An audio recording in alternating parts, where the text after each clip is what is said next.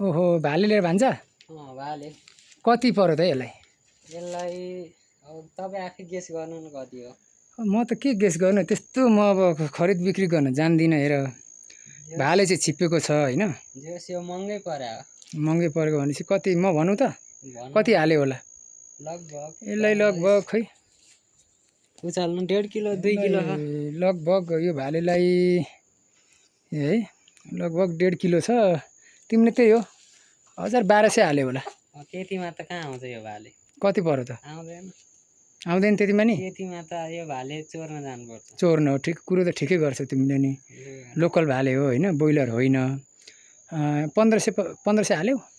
बढी कहाँ 1500 बढी आउँछ लु 1500 घडी चाहिँ के अरे 1500 भन्दा बढी चाहिँ यसलाई हाल्दिनँ है म चाहिँ